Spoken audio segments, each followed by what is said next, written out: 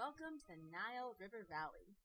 Here in this tropical paradise, you'll find respite from the scorching sands of the Sahara Desert. Our community boasts rich soil perfect for farming and a reliable flooding season. It's the perfect place to set down roots and grow a civilization.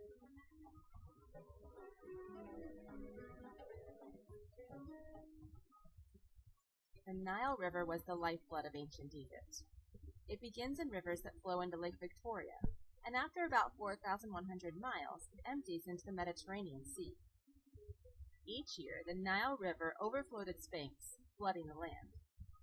As it receded, it deposited fertile silt.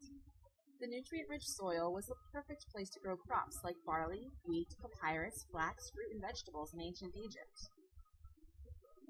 Surrounding much of the Nile River Valley are deserts, including the Eastern Desert, Libyan Desert, and the Sahara Desert.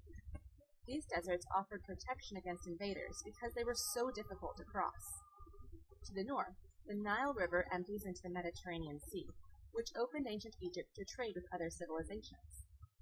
Early in ancient Egyptian history, the region was divided into two lands, Upper Egypt and Lower Egypt. Nope, your eyes aren't deceiving you. Lower Egypt is above Upper Egypt on the map because the Nile River flows from south to north. Upper Egypt is upriver from the fertile Nile Delta. The Nile River affected every aspect of life in ancient Egypt. Towns and cities were established along the river to take advantage of the nutrient-rich soil and access to irrigation canals.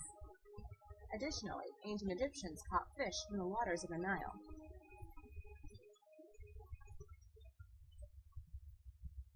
Farmers divided the year into 3 seasons that centered on the Nile River: Akhet, Peret, and Shenu. During Akhet, the Nile River flooded. Since the water inundated the fields, farmers found other jobs. They often spent this time constructing government buildings, pyramids, temples, and more. Peret was the growing season. The Nile waters receded, leaving behind fertile silt. Farmers used tools such as plows, sickles, and rakes to plant and take care of their crops. Shemu was the harvesting season. Crops were removed to be eaten or stored before the flood season set in again. Ancient Egyptians also used the Nile River as a source of transportation. Rivers like the Nile were the superhighways of the ancient times. Boats traveled up and down the river and to other civilizations across the Mediterranean Sea, bringing goods and people from place to place. The Nile River even provided building materials. It could really do it all. The mud along the riverbanks could be sun-dried to form bricks. These bricks, along with sandstone and limestone from quarries, were used to construct the famous buildings and statues that still stand today.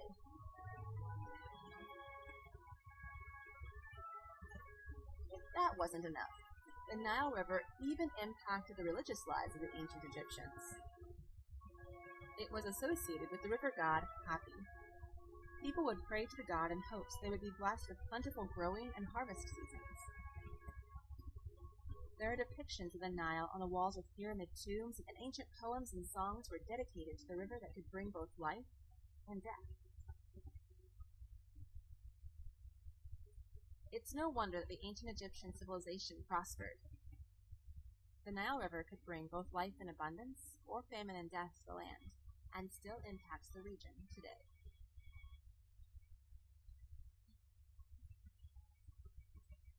Hey everyone, thanks for watching. Don't forget to hit the subscribe button down below and the like button to show some love. I'll see you next time. In the meantime, keep pursuing history.